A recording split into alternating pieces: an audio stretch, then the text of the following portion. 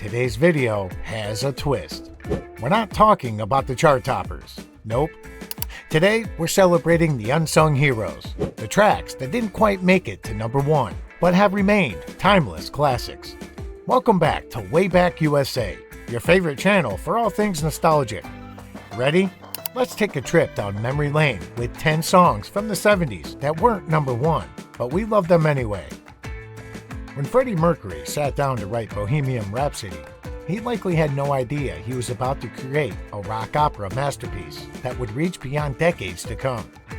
Released in 1975, this song broke all the rules with its unconventional structure, combining rock, opera, and ballad all in one track. Mama just killed a man. Despite its initial mixed reviews, it quickly became a favorite among fans and is now considered one of the greatest songs of all time. Queen, led by the mysterious Freddie Mercury, was known for their theatrical performances and groundbreaking music. Formed in 1970, the band pushed the boundaries of rock music, blending different genres and experimenting with complex arrangements. Bohemian Rap City is perhaps the pinnacle of their innovative approach to music.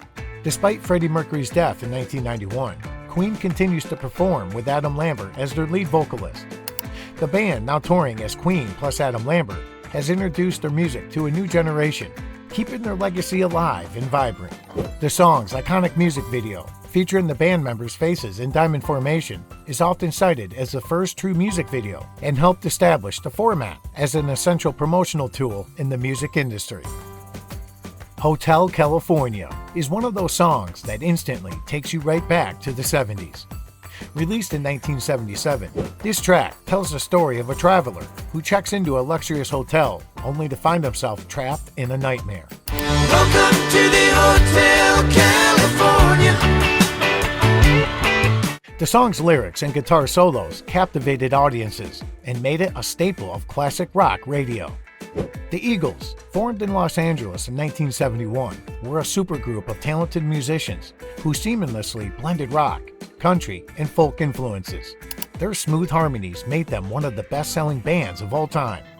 Hotel California remains one of their most recognized songs, showcasing their storytelling abilities and musical versatility.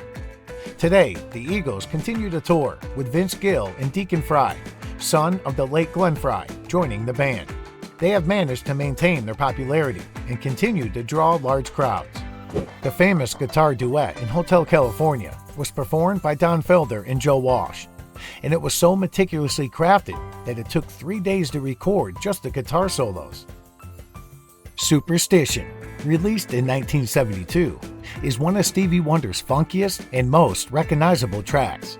The song's lyrics caution against the dangers of believing in superstitions, delivered with Stevie's signature soulful voice and unmatched musical talent.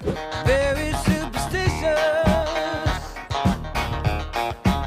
Stevie Wonder, a child prodigy signed to Motown at the age of 11, became one of the most influential musicians of the 20th century. His innovative use of synthesizers and blending of different genres such as soul, funk, and pop helped to define the sound of the 70s.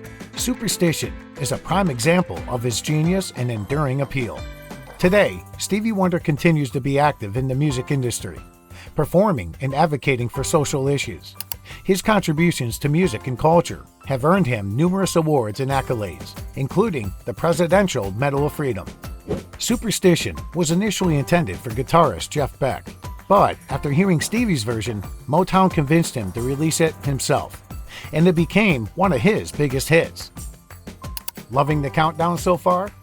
Make sure to hit that like button and subscribe to Way Back USA for more music countdowns and trips down memory lane. Now, let's get back to the music. When Boston released More Than a Feeling in 1976, it quickly became a favorite for rock fans everywhere. The song's vocals and guitar riffs resonated deeply with listeners. It's a nostalgic ode to the feeling music can evoke.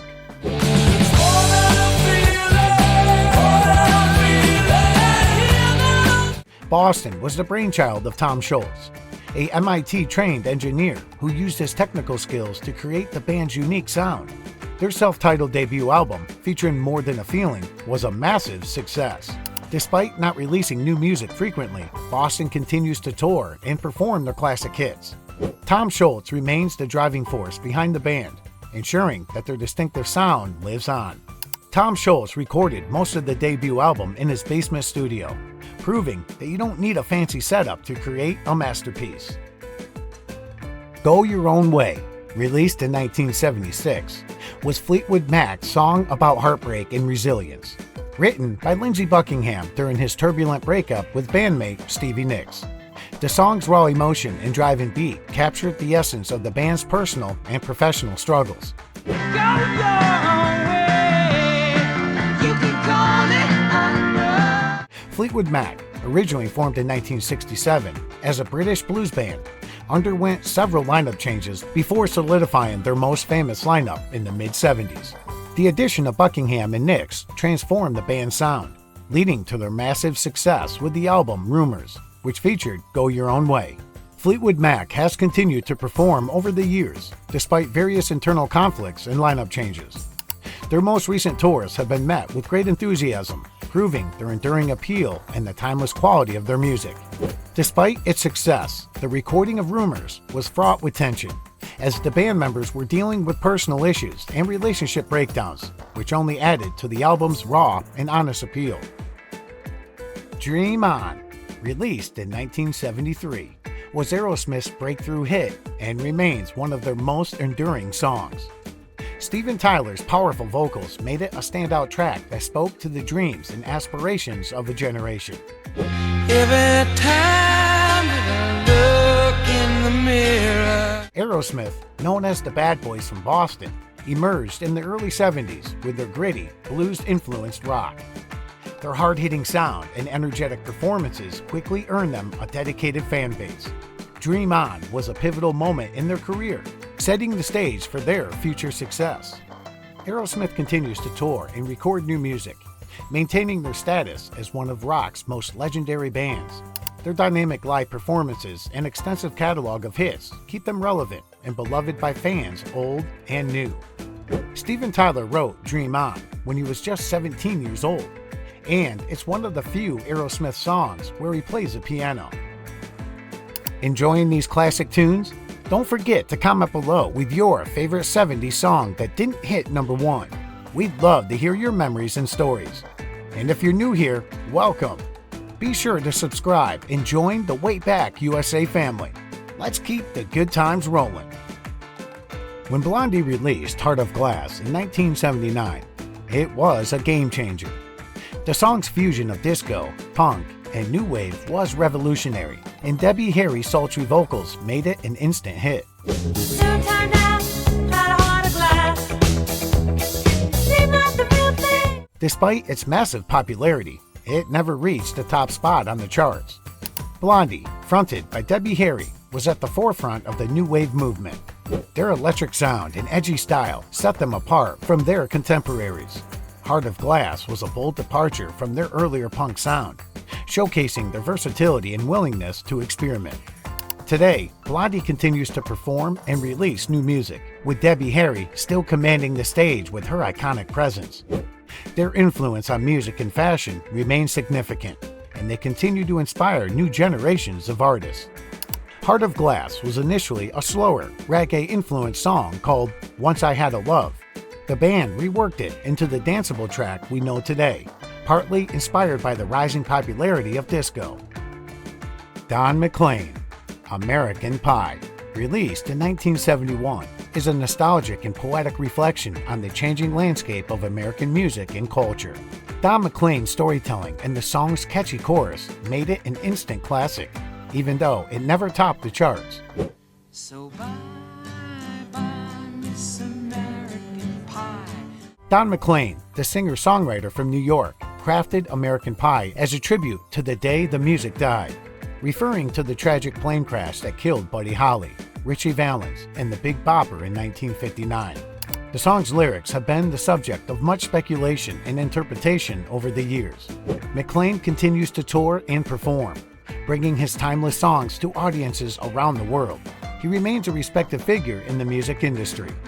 The original manuscript for American Pie was auctioned off in 2015 for $1.2 million, highlighting the song's enduring legacy and cultural significance. Le Freak, released in 1978, became a well-known song of the disco era. Its funky bass line, catchy chorus, and infectious groove made it a favorite on dance floors everywhere.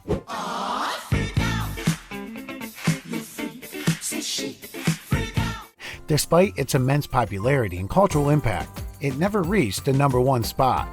Chic, founded by guitarist Nile Rodgers and bassist Bernard Edwards, was one of the most influential bands of the disco era. Their sophisticated sound and stylish image set them apart, and Le Freak showcased their ability to create unforgettable dance tracks. Nile Rodgers continues to be a major force in the music industry, working as a producer and collaborator with a wide range of artists. Chic still performs, bringing the magic of their disco hits to new audiences and keeping the spirit of the 70s alive. Le Freak was born out of frustration when Nile Rodgers and Bernard Edwards were denied entry to Studio 54 on New Year's Eve. The original chorus was F off, but they changed it to Freak Out for the final version. Baba O'Reilly, often mistakenly called Teenage Wasteland, is one of The Who's most iconic songs. Released in 1971, it captured the angst and rebellion of the youth.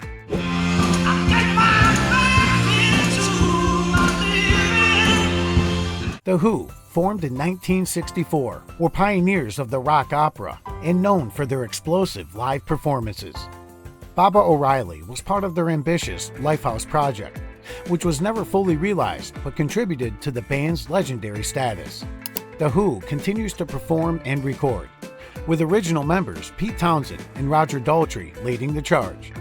The song's title is a tribute to two of Pete Townshend's influences, Meher Baba, an Indian spiritual master, and Terry Riley, an American composer known for his minimalist music. That's it for today's trip down memory lane.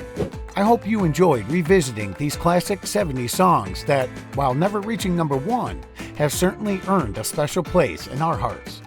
Remember, music isn't just about chart positions. It's about the memories, the feelings, and the moments that these songs create. Until next time, keep rocking, keep reminiscing, and stay tuned to Way Back USA for more blasts from the past. See you soon.